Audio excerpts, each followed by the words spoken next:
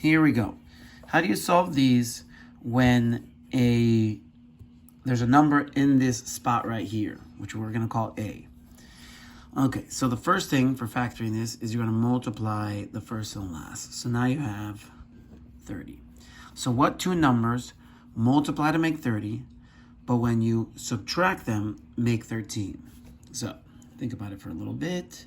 And you're going to get negative 15x and positive 2x. I'm going to drop down the minus 10, and I'm going to drop down the 3x squared. That's a 15, by the way. I know it doesn't look like it, but it is. So then you factor the front and the back. So these are always going to have an x in common. And they're both divisible by 3 in this time. So it's going to be x and negative 5.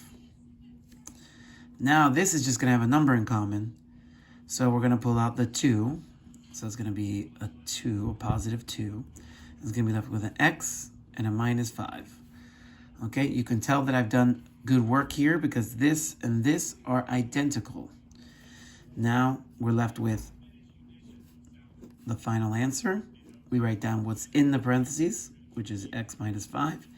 Then we write what's outside of the parentheses, 3x plus 2. Now here. So here, this is a perfect square. I could tell by the 4 and the 25.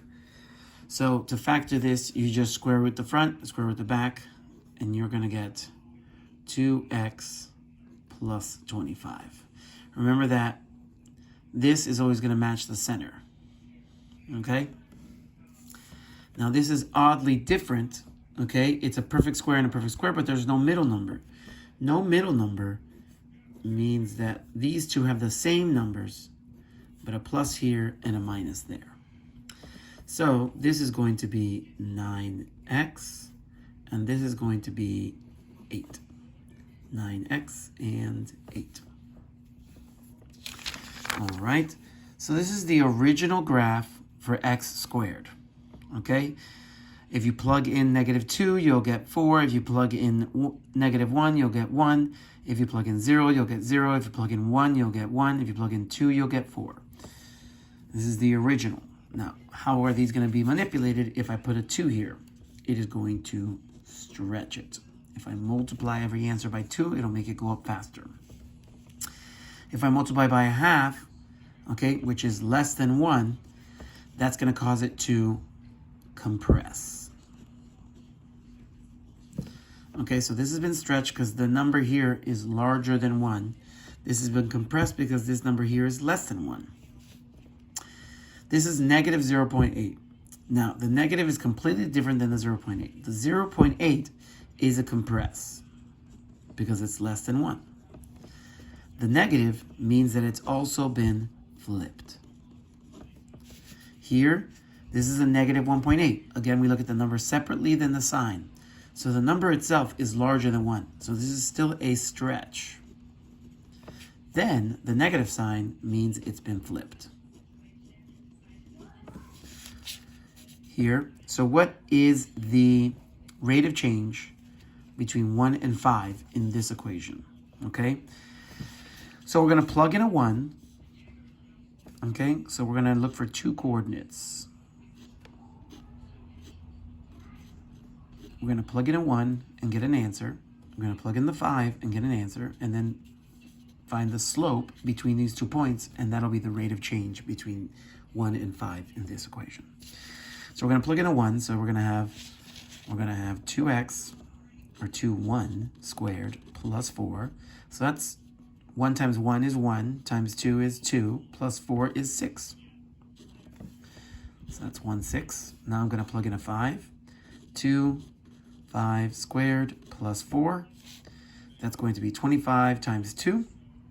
25 times 2 is 50. 50 plus 4, 54. So if you plug a 5 in, you get 54. So what's the change in y divided by the change in x? The change in y is 48. The change in x is 4. So the slope or rate of change is 12. 48 divided by 4 is 12.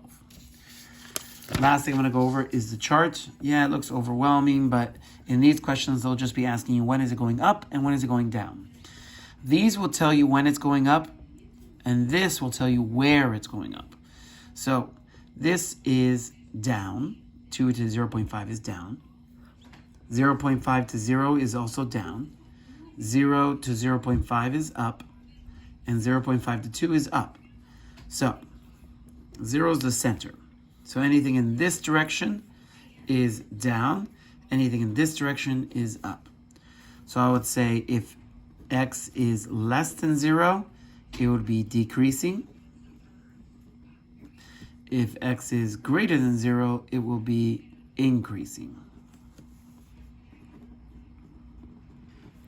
And that's it.